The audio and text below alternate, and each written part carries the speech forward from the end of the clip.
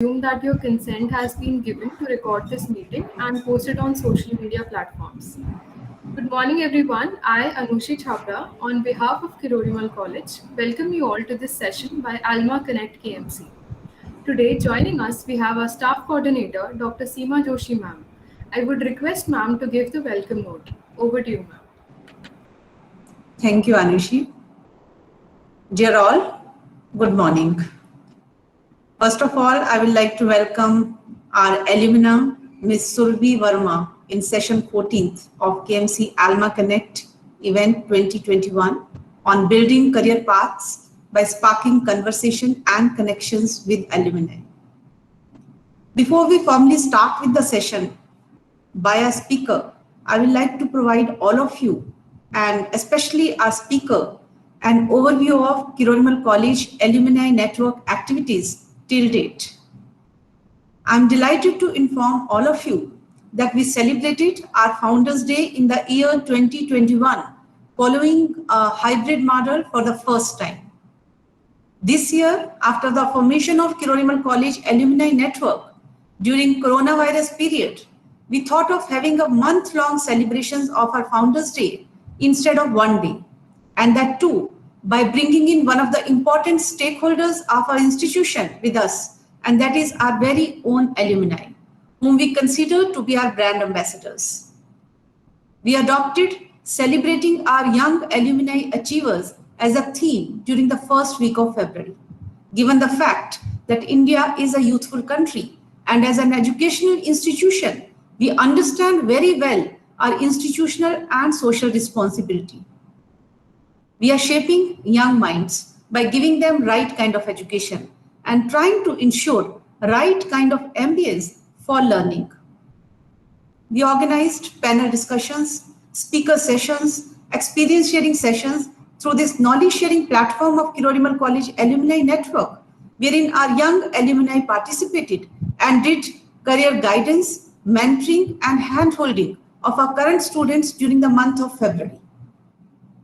If the theme celebrating our young alumni achievers was apt for the first week of February, the theme celebrating diversity and inclusivity appeared to be even more relevant during the second week of February, which marks the setting in of spring too.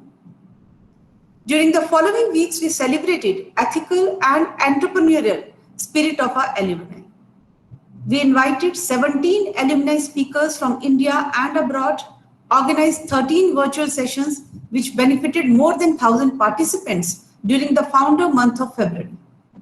The feedback was indeed very overwhelming.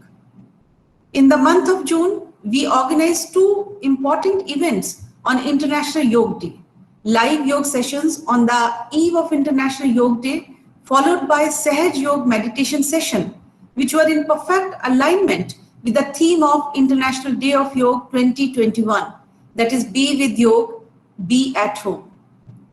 After the success of its various events organized from February 1st, 2021 onwards, the Kirori Mal College Alumni Network decided to bring for its students a series of live sessions starting from the first week of July 2021, and that is on building career paths by sparking conversation and connections with alumni. So far, we have invited more than 15 speakers, and today we are organizing the 14th session under the Building Career Path series. One of the objectives of this series is to provide an institution alumni interface for its students so as to enable them to interact and engage with the finest personalities from diverse fields, including academics, corporates, politics, sports, arts, and so on. With the live sessions held by KMCAN, we have been making an attempt to solve queries and provide guidance to the current students for materializing their dreams. We have been trying to ensure learning continuity and promote grit and growth mindset during this tough period of social distancing. KMC Alumni Network is acting as a bridge between the alumni and the current students. And this connecting arrangement would not have been possible without the support of our principal madam, Professor Vibha Singh Chauhan. Our principal ma'am is always looking forward to the events of KMCAN. But today again, she is having a meeting and it won't be possible for her to join us. But she has conveyed her best wishes through me to the speaker as well as to the participants. With these words, I extend a very warm welcome to our alumna and my student, Ms. Subhi Varma, and to the participants for today's event. Over to you, Anushi. Thank you, ma'am. We're always grateful to you for your support and blessings. Having said that, it is indeed my great pleasure to welcome Subhi Varma, an alumni of our very own college. She was a student of BCom program class of 2013 KMC. She did her executive business program from Stanford Graduate School of Business. She's been awarded with numerous accolades, including Google Diamond and Gold Award, 54 bonus awards at Google, India's Promising Young Professional, and Amul Vidya Bhushan Award. Her community contributions include Women Leadership Mentor, Women at Google ERG Lead for San Francisco chapter. She is also interned at Reliance Capital, Star India Private Limited, and ISAC Delhi University. Currently, she is working as Strategy and Operations Lead at Google San Francisco. It is indeed a great pleasure to have you, ma'am. Over to you, ma'am. Thank you, Anushi, for kicking us off. And thank you, ma'am, for the amazing welcome note. I want to, first of all, kick off by saying how happy it makes me to be a part of this session and to be able to give back in any way. I always say that Kirori Mal College, in many ways, laid the foundation for whatever I've been able to achieve so far and wherever I'm today. So it's a tremendous honor to actually be here. I connected with Seema ma'am on LinkedIn recently, and we had this exchange where I expressed interest to talk, and she was more than willing to invite me as well. So thank you, ma'am, for this opportunity. And thanks, Anushi, for being a fierce coordinator, making all this happen. Okay, so hi, everyone. I am Subhi Varma. You probably heard my introduction, but I'm a pass out of our very own Kirori Mal College, University of Delhi. I pursued BCom program course, passed out in 2013. And since then, for the past 8 years, I've been working at Google. I started out my journey in Google in India across various places in Hyderabad and then Gurgaon. And then more recently, for the last 3 years or so, I've been working at the Google's headquarters in the US in San Francisco, California.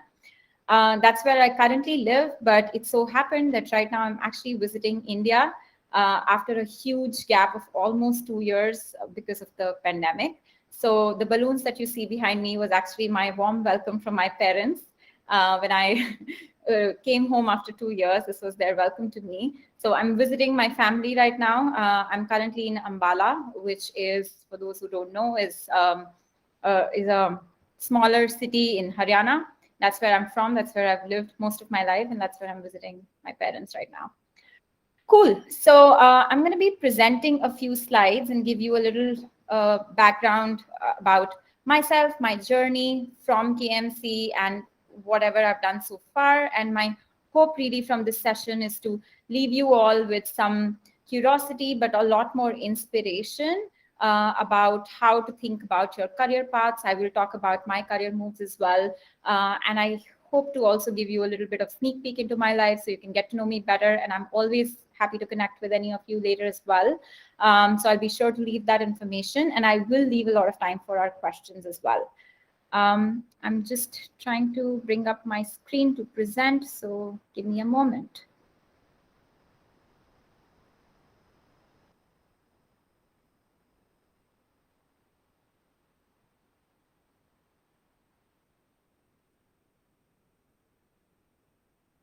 This never happens. Google Meet is our own product, so sorry about that.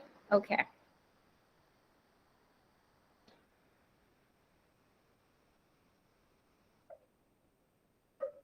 Can someone give me a thumbs up if you can see my screen? Yeah, it's working. Okay, great. Thank you. So I gave my introduction. Currently, as I said, I'm working in San Francisco, California, in the US. I work at Google. I'm a global strategy and operations lead in a team called Trust and Safety. This is just a fancy name, but in simple terms, what essentially my team does is that we are fighting bad content on the internet. So think of any of Google's products. It can be abused in so many ways. So for example, for YouTube, you can think of how YouTube can have certain hate speech content or terrorist content or child pornography, etc. That's not good for our users. That's not good for Google. And so how do we ensure we keep that content out of YouTube? Similarly, for Gmail, this would mean how do we avoid a phishing attack or a spam attack, etc. And then for search, this would mean how do we prevent any kind of misinformation about which we typically see in a lot of like political forums, a lot of misinformation happening. How do we prevent that? So across the suite of Google's products, how do we essentially prevent any form of abuse and fraud and keep our users safe? That's essentially what the trust and safety team does. I'm part of a central team that works on the strategy and the running operations to support our regional teams. That's me. A little more about me is, I think I covered some of it already. Raised in Ambala, born and raised in Ambala, graduated in Delhi, and then I've relocated for career to various places, which I will go into detail about. That's my family, my brother to my left, and then my parents. I have been at Google for 8+ years now. Like I said, I joined Google right after college. So this is a picture of my second work anniversary. And I recently in July completed 8 years as well. I love to travel. I love outdoors. I love a little bit of adventure. Of course, all of that was halted because of the pandemic more recently. I also picked on yoga more recently in my life and have been consistent since. And I also like to experiment with leading a very sustainable lifestyle. So that shows up in a lot of reusing pretty much everything that I have in my lifestyle. And that's a picture of Machu Picchu, which is a world wonder. It's in Peru in South America, for those who don't know. What are we going to talk about today? So as I said, I will be covering some of my journey, as well as 4 lessons in career development that I hope to leave you with today. There's many more, but I handpicked 4 to discuss today with you all. But before that, a little bit of trivia about myself. So what we're going to do is I'm going to be projecting a few questions for a little quiz game, which is called Two Truths and a Lie. 2 Truths and a Lie. That's a tongue twister. 2 Truths and a Lie. I will present 3 statements about myself, and I just want you to guess which one do you think is a lie out of those. Cool. So 2 truths and a lie. There will be 3 statements coming up on your screen. Please use the chat window. I think I have put them as 1, 2, 3. So whenever you see those 3 statements, just put in the chat window, which one do you think is a lie? 1, 2, or 3. Here we go. The first one, the 2 truths and lie. First statement is I have traveled to 20+ countries. The second statement is I have been on a live TV show. And the number 3 is I have held 3 snakes in my hand together. Which one do you think is a lie? And I'm going to go to the chat window. 1, 3, 2. Okay, that's a variety.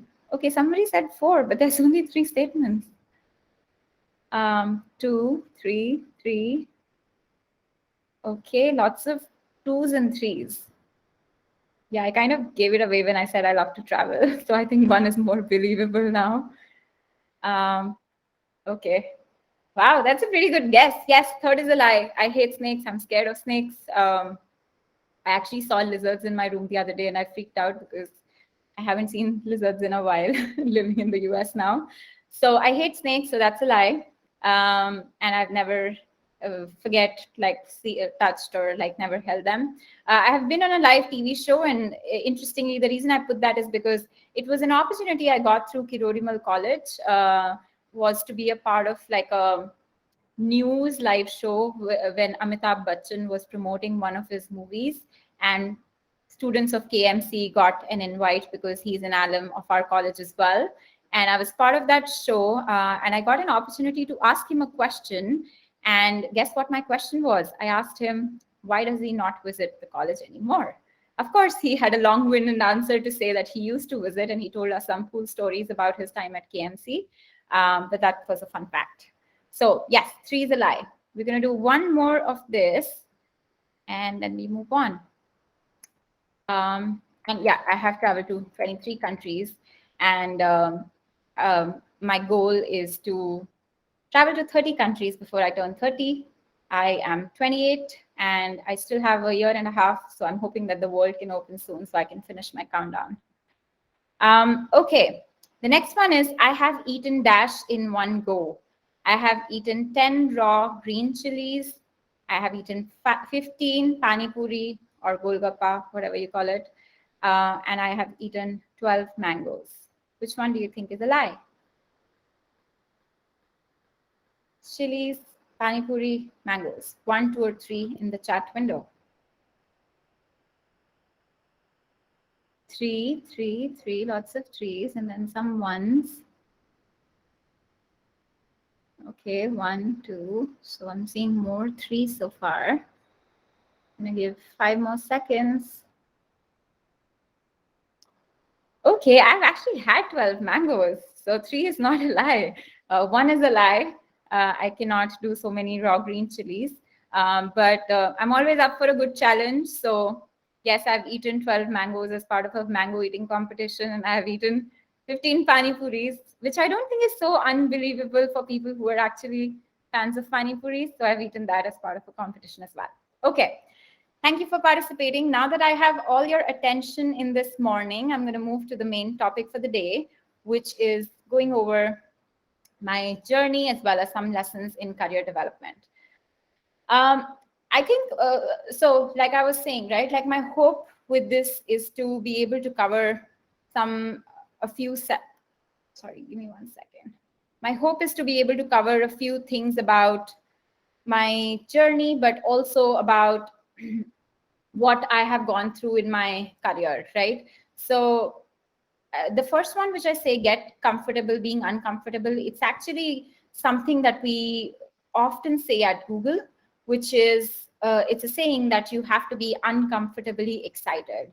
And the reason is that all of your growth that actually happens outside of your comfort zone. So when we say, think out of the box or think outside of your comfort zone, that's exactly what we mean. And that's something that we use at Google quite a bit. To share my story, like I said, I was born and raised in the north of India, in Ambala, Kent, which is a relatively small city compared to a lot more other metros. My school was very different from how schools are today. And I think in terms of like education, the focus was pretty much only on studying and just studying, getting good marks. And I used to be a fairly good student in my school as well. So that's what I focused on in the beginning part of years. I had zero clue what opportunities could be out there for me to exist.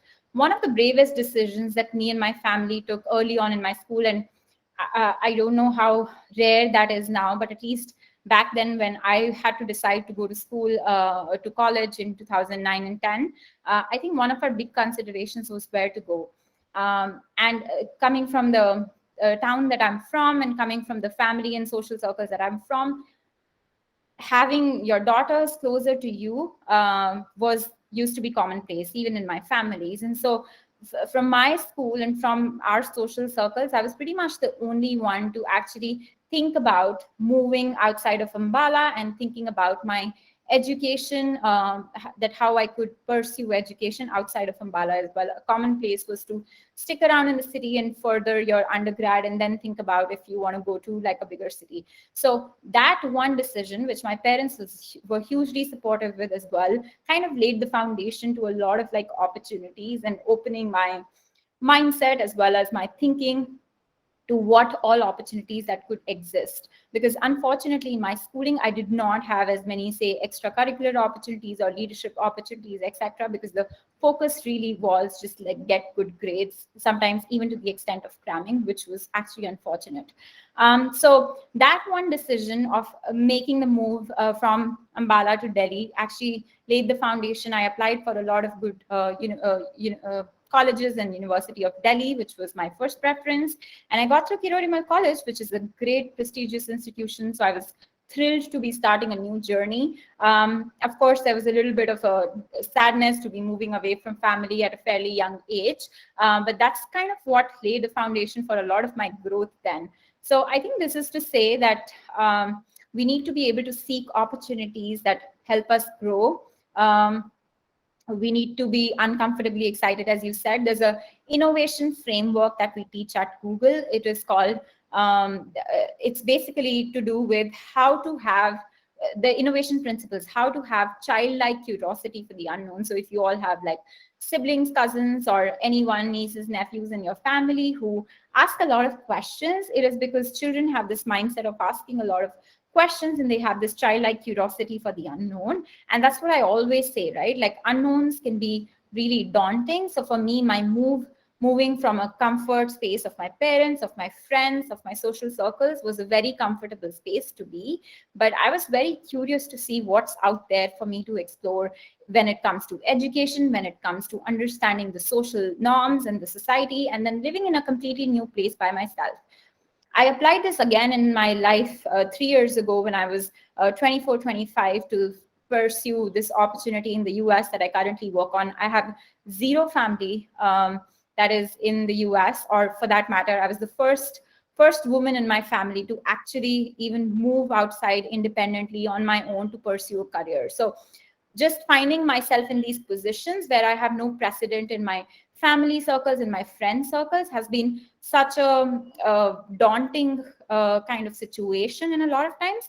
But it's also helped me realize in hindsight how much of an opportunity that is, and what a shame it would have been if I would turn those things down just because I wanted to be in my comfortable space. So this is to say that when you're thinking about your careers, or whether you're thinking about what's next after college, think about what is the comfortable path to go, but what could also be this uncomfortable path which you may want to explore.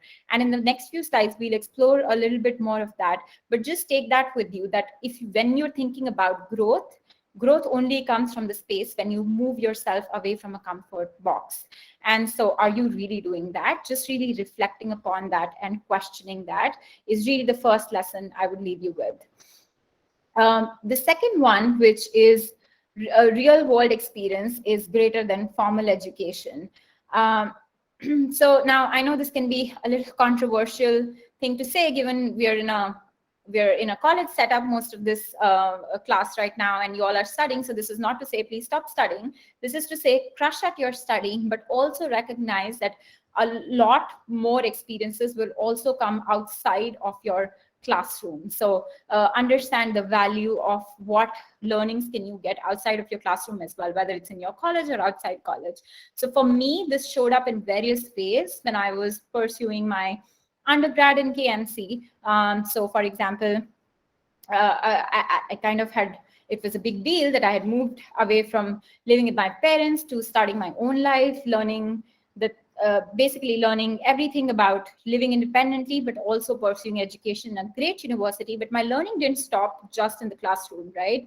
I was looking for things where I could be a leader, as an example. So things I was joining, and Kirori Mal College has a fantastic reputation for all the extracurricular it encourages. And that was actually my reason for going with this college in the first place. So I was a part of the dramatic society. I also did a stint with the dance society, but most importantly, and throughout my college, what stayed with me was my stint with the commerce society, for which I held various responsibilities and leadership positions when I was graduating for the 3 years as well. These are the things that kind of helped me develop a lot of like these softer skills that we can sometimes undervalue, especially when we are students, but these are actually the key to building leadership traits.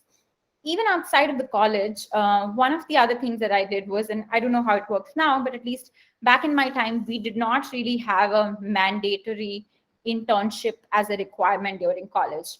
But because this was my first time really thinking about my career more strategically, I planned out my strategic map in terms of what I wanted to do after college, even when I was in my first year.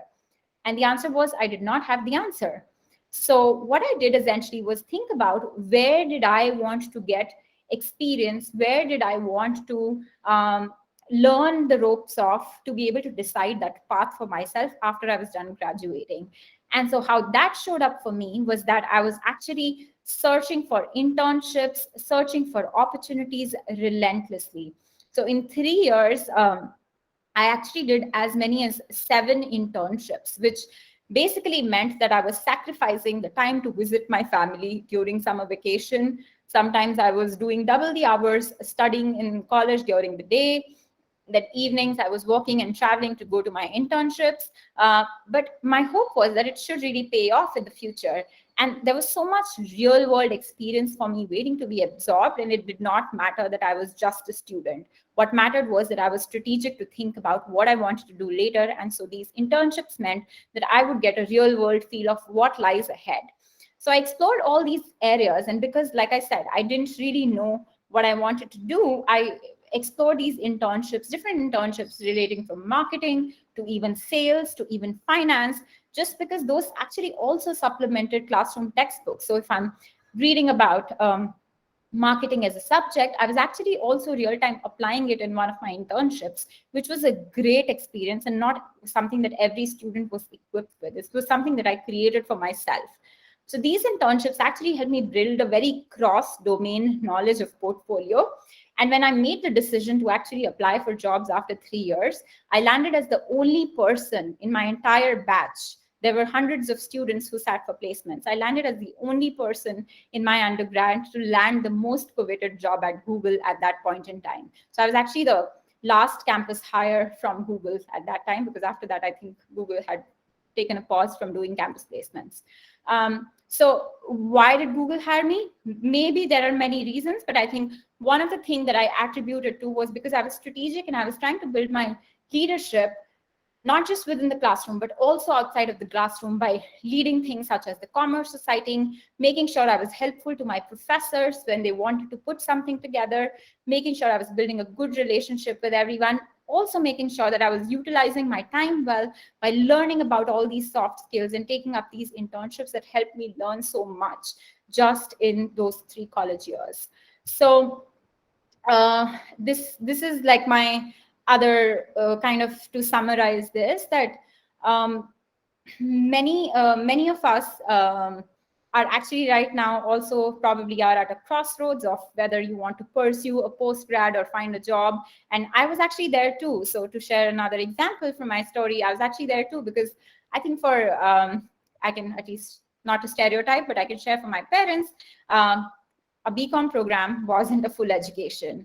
Even for my peers, I had a lot of friends in other courses. So I think for some reason, BCom program was actually a course that was looked down upon by the honor students. So I think all those things that the society or the people around us try to put a pressure on, that we're not doing it good enough, is like farce, it's false, right? So I was at a crossroads because my family obviously wanted me to complete my education, because this wasn't considered a complete education. But I was leaning towards going into the real world and applying for jobs.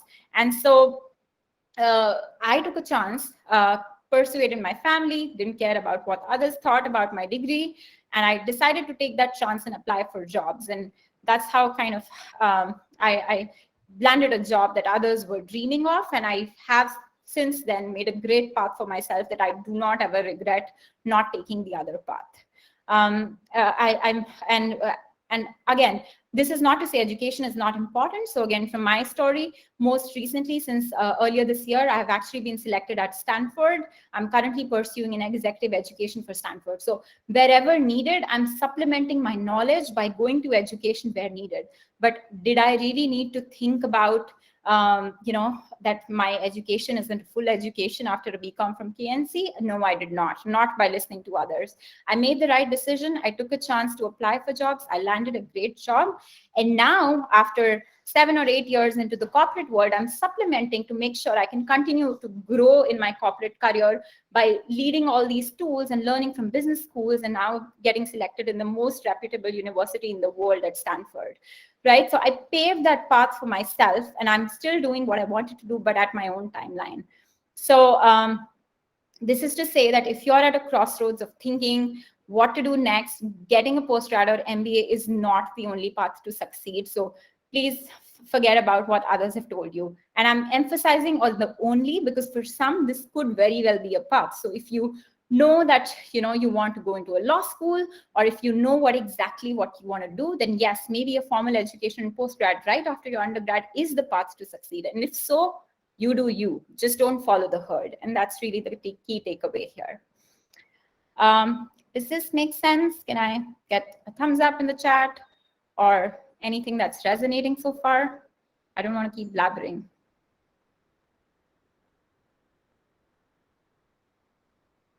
Okay, Abhinandan gives a nice green tick. Very relatable. I'm glad it is. Cool. So now let's move on to the next one. And this is where I have another question for all of you. Follow your passion and the rest will follow. Can you all type in the chat with a yes or thumbs up of how many of you have heard or read or have been given this advice that you need to follow your passion? Anyone who's ever heard this, read this, given this? So many yeses. Exactly. I still get this advice. I was getting this advice since my school days. And I think it's such a common place to just blatantly put the statement that follow your passion, the rest will follow. Honestly, I think my question is, what if you don't know what your passion is, right? What if you're still exploring what your passion is? What do you do then? It's very easy for advice givers to say follow your passion, but what if you don't know what your passion is?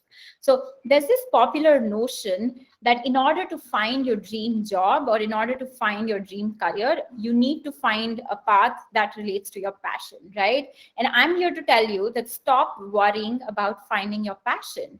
Now, fulfilling work that keeps you fulfilled and happy and productive and even wealthy in most cases is not necessarily a function of passion or even finding your niche, right? Fulfilling work is a function of growth towards the achievement of goals that are meaningful to you. So to give you some tactical examples, if you've ever sat down to write an article for 10 minutes and to see that you spent an hour doing that and writing a manifesto, or if you've ever played a game of cricket and you spent hours immersed in the small actions and techniques you took to play cricket, right? Or if you sit down to code, maybe you like coding, and if you sit down to code and you see that hours have passed, you experience this state of flow, as we call it, right? A state of flow that is closely attached to the feelings of fulfillment. That's actually how our brain works, that things that we enjoy, we find fulfillment in that. And so what matters here more, this is what basically matters here more compared to sticking to this one passion, because let's be real, passion can change throughout your life, right? Like 10 years ago, I was passionate about completely different things, right? Even as a younger kid, I think I wanted to become a doctor, right? Without knowing anything about what doctors do. And I still have a lot of respect for that profession, but I just don't necessarily see myself doing that, right? So your passions can really change and pivot in your life, and that doesn't matter. It doesn't matter to have found your passion to succeed in your career. Your career, the other thing is to remember is that your career is not a destination in all of this, right? Your career is a journey. So there will be many goals and there will be many passions to chase that you can pivot toward. So this is a long-winded way of saying, and which brings me to my third key takeaway from today, which is if you don't know what your passion is, it's okay. You don't have to worry about it. Now, I want to caveat here for people who might know what their passion is. Great, good job. You're on the right path. It's possible that your passion may change in a few years. That's okay. But I'm focusing here on people, at least like I was, that I didn't necessarily know what my passion was. I actually wanted to do everything, which is kind of why I was sitting there doing 7 different internships in completely different domains, right? I was generally exploring because I didn't know what I really wanted at that point. So if you know your passion, that's great. Please pursue that path. But if somebody tells you you need to find your passion, no, that's false. Your passion can change. So you need to find meaningful goals in your life to find that path for yourself. So one of the other things that we say that it's like, what will you be doing in 5 to 10 years? I've had a lot of managers at Google ask me that. Well, I don't know. And it's okay to do different things in different lives. So I think as students, as students, it's very important to remember that it's okay to not have a niche early on in your career. These past 3 years of my college and then 8 years of my career that I've done exploring has given me a great deal of joy, fulfillment, but also a lot of success in my corporate world, right? I'm still one of the youngest on my team at 28. I'm still one of the youngest, sitting with all these experienced folks in a forum, presenting to them, pitching them ideas and getting great recognition. So it's fine if I haven't doubled down on my niche, at least early on in my career, right? Learning more skills will always come handy. And the reason I say that is, again, especially if you're at least coming from where I am right now in a corporate career, as a boss, you'll need to be able to have credibility beyond your specialty. A classic example I would give here is from Apple for Steve Jobs, who was a great example of a mastermind in both design and engineering, right? You don't have to be the best at one thing, but you need to have a variety and a diversity of experiences. So he was an engineer, but he was pretty great at design as well, which is why what Apple has accomplished as a feat in terms of designing these iPhones and MacBooks, that was his master brain, of course, with a lot of other people, but he was doing both these things. He wasn't necessarily just an engineer or just a design person. So the idea is that when you're learning these more skills, you can overlap them in a way where you can create a meaningful and a unique opportunity for yourself to compete on. So the next time when somebody asks you what's your passion, instead of like saying I am undecided or saying I don't know what to do, try saying I'm exploring different options, and really do that as well. So you may be curious, you're probably learning about different fascinating things, and it will help you understand goals. So instead of saying I don't know what to do, maybe try saying that I'm trying different things for my learning, and I'm trying to help understand my goals better so that I can pursue what I want to do, right? So it's okay to not have a passion. It's also okay to be a jack of all and master of some. I know we typically say jack of all and master of none. I would challenge that and say that you can be a jack of all, but you can still be a master of some if you really put your heart and mind to it. So that's your third key takeaway. Moving to, and actually, I'm not going to move to the fourth one because I wanted to share some example from my own journey where I will talk about how I have moved across different roles without really finding one passion. So now everybody knows that Google is a technology company. When I started out, I was actually doing kind of like, in simple terms, a customer support work at Google, which is not the fanciest job, right? But it laid the foundation for me to explore. Of course, I was a fresher coming from undergrad. I wasn't going to get the most coveted type of role, right? But I spent 1 year in my role learning everything about the lay of the land, about the soft skills, about the product, and became really a subject matter expert in that. So much so that I was promoted within a year, up-leveled myself to manage a team, manage other folks who were supporting customers, and my role completely shifted. But because I laid that foundation for myself, I explored that area and that domain, and I moved to something else that I wanted to explore. I've given only 3 pivots here, and in the interest of time, I wouldn't spend a lot of time on all these things. But if I were to go into my really Google timeline of all these 8 years, I've actually done a variety of 6, 7 very different roles with different domains, but each has laid foundation for the other. So in this example that I gave you about starting as a customer associate myself and then moving to manage a team, I was really good at what I was doing. And so it became natural to those folks around me who were responsible for my success that I could be great at leading those teams, right? Then eventually I moved to become program manager to improve products and test features. So again, this gave me a lot of interface with the engineering team. So something that I didn't start with, I was completely far away from the engineering teams at Google. Now I'm very close to them just because of the way I laid that path for myself with each stepping stone. As recent as last week, I'm actually interviewing for a completely new team at Google, and I hope to be able to get into that. But this is to say that my learning hasn't stopped, and I'm strategically deciding my next career move and not just sticking to my comfort zone, which is back to the first point. And I would wrap my session by, I think, taking the last and fourth things that don't take success for granted. It's very important to be grounded. It's very important to be humble. My coming back and talking to you all is not to brag about what all I've accomplished, but it is to say really that it is possible for anyone to do, right? You just have to be more strategic and tactical in terms of how you pursue your path. And I am never, not even for a single day, taking this success for granted, right? A few things that have helped me and a few things that I advise, especially to young career professionals and to students, is that it's so important to seek mentors and to network intentionally and grow. The reason I've had all these different job opportunities at Google, I have to interview for them still. So just because I'm at Google doesn't mean I would get the next role.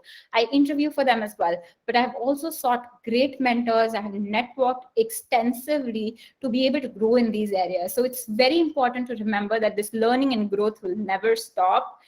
You just don't stay in your comfort zone. And how I've taken every opportunity to network and to seek mentors inside and outside Google, and I still do that. I advise that you all do as well early on in your careers.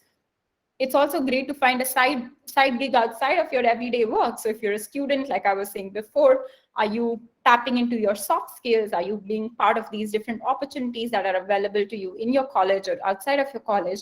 Are you doing some of those things to develop your core expertise area, but also develop your skills?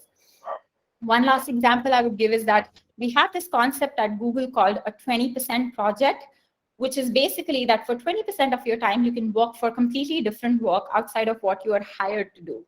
So a great example is actually Gmail product, which is now the leading enterprise solution for emailing, Gmail.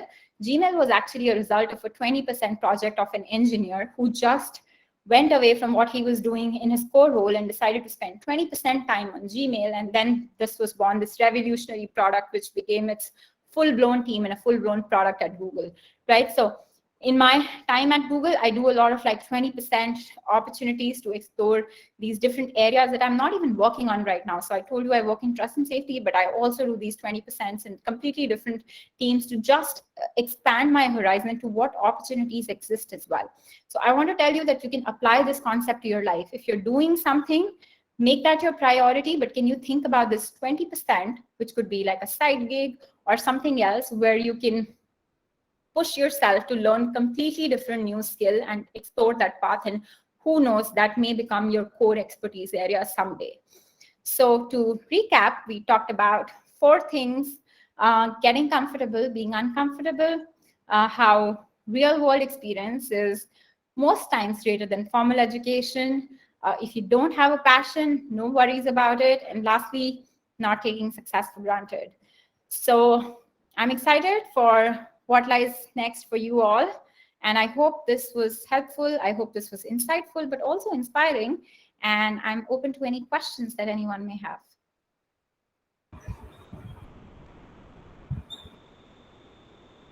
Thank you, Surbi ma'am, for such an informative talk. I'm sure attendees must have learned a lot. I personally enjoyed it. Everyone is requested to kindly list down their questions in the chat box or unmute themselves to make the session more interactive.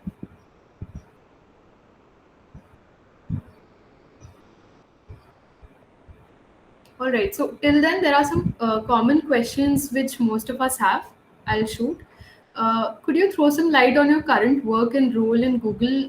What does a day at Google look like? So I think so you have covered it, but the second part of the question, what does a day at Google look like? You can maybe describe your routine or what do you do or something that is different at Google. Yeah, sure. So obviously, Google has a lot of employees now. When I joined, it was a much smaller company, about I think 20,000 employees, and now we are over 100,000 around the world. So routines can vary largely by what kind of role and impact you're driving, what kind of team that you're in. So I'll speak about my routine day to day. I think as the strategy and operations lead, my core job is to ensure that the operations for our trust and safety business, which I mentioned is our content moderation business, is running smooth. And so what I'm responsible for is driving the portfolio of projects that are responsible for that. As an example, if we have a new launch on our team, how do we make sure it's successful? What metrics do we track? What are the teams that work on that? I'm like a program manager who brings all these pieces together and creates launch plans to make sure that our launches are successful and we're able to track those and keep our stakeholders informed, and we're delivering these milestones to a great extent. Another thing I would do, for example, is which locations should we hire in. So something that I also do as part of a strategy lead is which locations should we hire in. And so my day-to-day would involve talking to a lot of stakeholders, working with them to understand their requirements, and then creating plans, presenting it to my stakeholders as well as to my seniors to get approvals, and then ask the teams, delegate to the teams who are actually going to be executing that on the ground.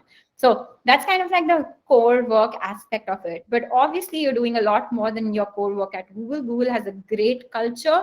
I think after being here for 8 years, those things kind of die down. But I know that a lot of things that fascinated me when I joined were all these different perks that come with a job at Google, which was like the massage chairs or the free food or the kind of the flexibility to dress up however you want in your office, or just have a very casual culture, right? Like those were the things that really fascinated me. It was a true extension of a college life, because you're kind of like, when you're joining from college, you don't want to be in a very formal, dressy atmosphere, especially if you're going into like a tech company. So all those things were like great for me. I think after 8 years, I no longer am so fascinated about all these different perks, except the food, because food has been a blessing.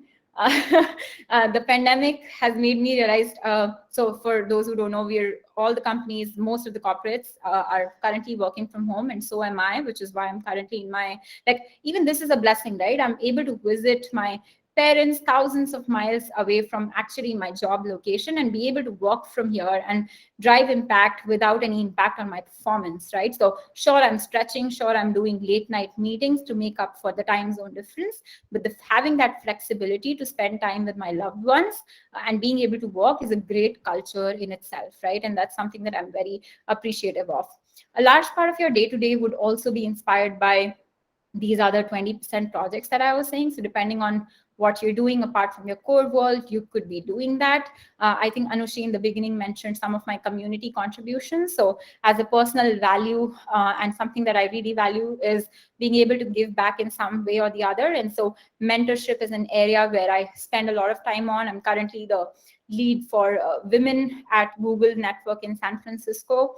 And so what that means is I'm organizing a lot of these DEI events, diversity, equity, and inclusion events at Google for making sure the community of women feels well represented, and bringing basically creating a safe space for women at Google to share ideas and to grow in various leadership positions, because the truth is that women in leadership roles are still actually men in leadership roles still far outweigh women in leadership roles. And so that's a personal value that I'm chasing as a side project at Google as well. And so I spend a lot of my time curating and planning events and content for that as well. And I have full leadership support for that. So I'm not restricted to just my core role. I have a lot of flexibility to do all these personal projects of mine, which keeps me happy, fulfilled, and productive as well. So that's a few insights into day-to-day. All right. Also, okay, we have got a question. So the first question is, if you could start all over again, what would you do differently, because you already have such a successful career? What would I do differently? Actually, a lot of things. And again, my career isn't a destination, it's a journey. So I still don't believe I'm where I want to be, and it's still a long journey for me. I'm still very early in my own career. I think if one thing I had to say, if I could do all over again, not necessarily a path I took, but just generally my approach, it has a lot to do with my upbringing in a more conventional, I guess, family. And my parents have been hugely supportive of careers. But I think one thing that we teach, and we still teach, and especially Indian families or Asian families actually teach our families, is how women need to be more modest, which shows up in a lot of ways.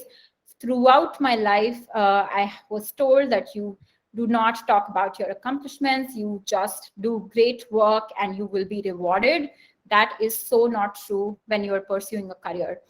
a large part of my success comes from how well I present my work to stakeholders, not just at Google, outside as well.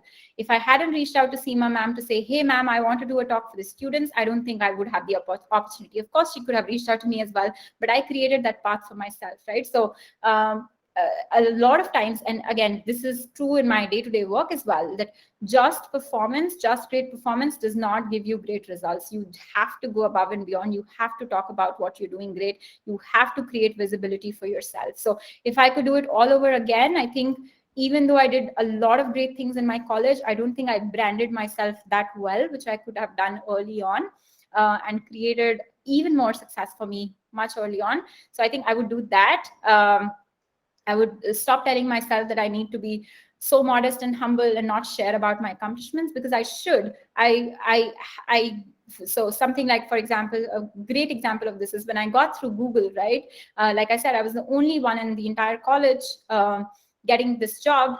And I think one thing back of my mind, why? Because people around me are telling me that, oh, wow, you're so lucky, Surbhi, you got through Google, you're so lucky, wow. And that's what I believed. I made myself believe that, hey, this is pure luck.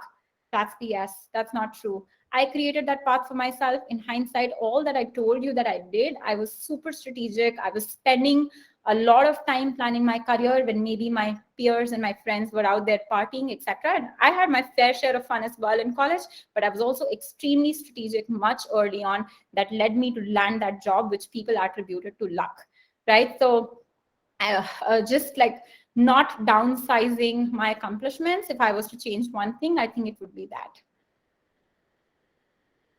That's great.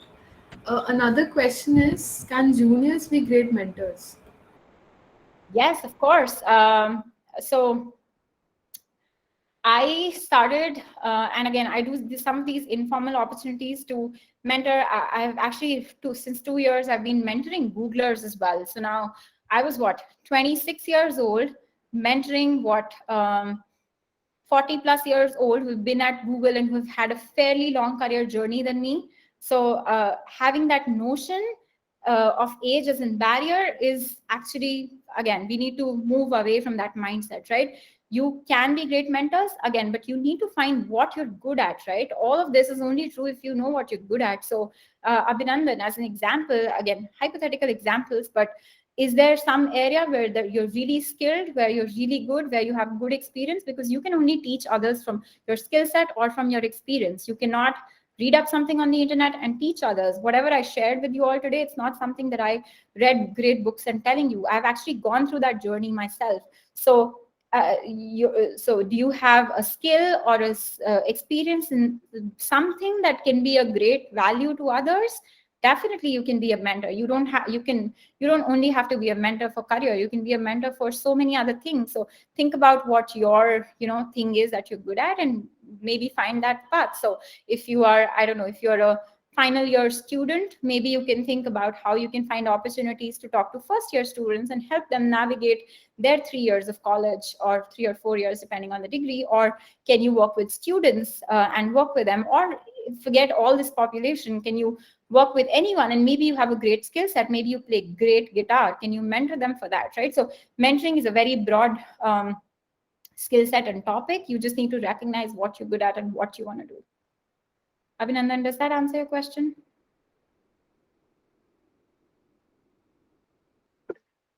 Okay, that's great. Yes. So one more question that I had from my side. Right now, it's everything is getting very highly competitive. Everyone is doing everything, and it just gets difficult to justify why me and not others. So in an interview, every interviewer would ask you that why should we select you and not others. So how to justify that question? I mean, what should be the answer according to you? Oh, okay, that's a good one. So this is this exercise on self-reflection, to be honest, right? Like my answer won't be the same as Anushi's answer, or Anushi's answer won't be the same as Abhinandan's or anyone else, for example, right? So again, recognizing what you're good at, that's what it starts from. And the way you can recognize that is by doing these different things. So really the 4 things that I talked about today with respect to staying outside of your comfort zone or exploring these different kind of paths Those are really the things that will help you answer that. So of course, companies ask this question because they want to know what is your USP. So having found that will help you frame that answer. So I realize I'm just going on a word spree here, but I can't really give you an answer because you know yourself the best. And so this is an exercise to do with yourself and your reflection. What are these things and experiences that you've done so far that can help you create an elevator pitch for yourself? So your elevator pitch is basically if you were to enter in an elevator with the most influential person in the world, how would you introduce yourself in 30 to 40 seconds? And that's your elevator pitch. Can you think about what that could be, which is not just that I'm Anushi from KMC. It needs to be something else. It needs to be something that defines your brand and that your value. And that's essentially the answer to why should they choose you. Yeah, pretty much it. Is there any other questions? You can feel free to mute yourself or write it on in the chat box. It's completely fine. Your questions can be vague as well. And I realize, sorry, not to cut you, Anushi, I realize people are dropping off. So like I said, I'm always happy and open to talk to people. So this is my LinkedIn, if you would like to stay connected. And I am also going to be pinging a Google form, which is just a one-part feedback, but more importantly, as a follow-up, if you would be interested in a few different kinds of things like a career talk series, etc. This is something that I'm exploring as my side project. So I appreciate any feedback that you might have. And back to Anushi's point, if you still have any more questions, I'm happy to hang around. Please unmute yourself or type in.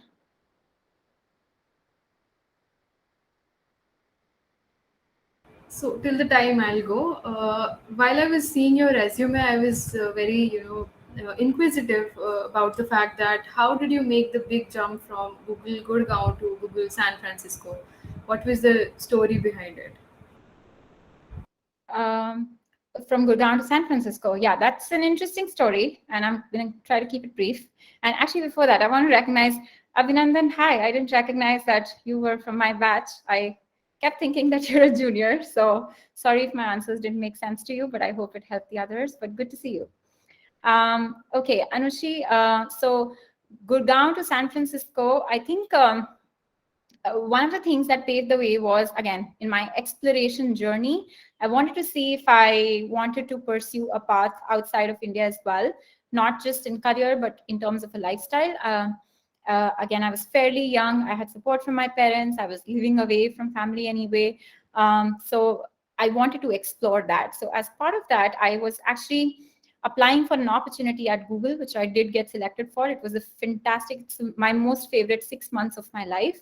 I was selected for a highly selective rotation program at Google, which lasts for 6 months. There are 10 people selected from all over the world to participate for the organization that I was a part of. 10 people from all over the world selected to come to the headquarters in Mountain View, California, and work with the engineering and product teams to pilot new products for Google. Now, this was a very high influential opportunity just because you have direct impact on the products as well as the user. So because I was working in the ad space, like I mentioned in the beginning, for my 5 years at Google, I worked in the ad space and I became pretty good at it. I applied for this. I got selected from India to go and do this opportunity. My team of 10 people, we were 6 nationalities. It was the most diverse experience in my career that I've ever had. And we were working day to day on designing a new feature within Google Ads product and working with users on taking feedback on that.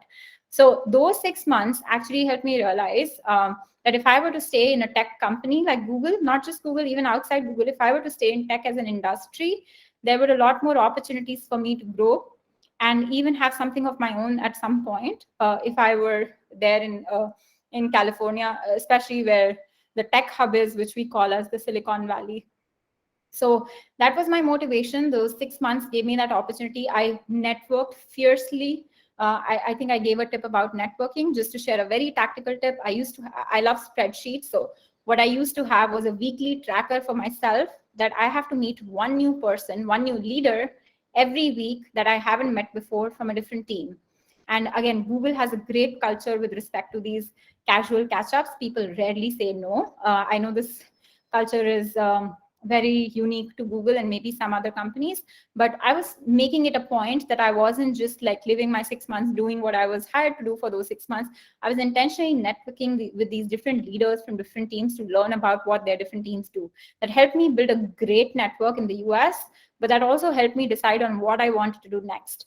So when I came back to Gurgaon after doing the 6 months of a rotation of sorts, I decided that that's where I saw myself, my career, and also my life. I started applying and interviewing for roles, and within a few months, I was able to crack an opportunity after a few interviews, and that's how I made the move. That's great. That's really great. So I guess there are no more questions in the chat box. So thank you so much, Surbhi, for the exceptionally insightful and informative talk. We really appreciate the fact that that you were able to carve out time for us to share your inspirational journey and address the various doubts we had. I personally enjoyed today's session, and I'm sure all the viewers would second me. I would also like to thank Seema Joshi ma'am for her constant effort and support throughout these sessions. So I guess that's it. You have already mentioned your LinkedIn ID, right? I did, yes. Yeah. It's on So the the chat. students may connect with you via that. Thank you again, everyone, for joining us today. And on that note, we shall conclude today's talk. Thanks, Thank you, everyone. everyone. Thank you so much, Surabhi. Bye-bye. Thanks, Seema ma'am. Thanks, Anushi. Thanks, everyone. Take care. Thanks, Subhi.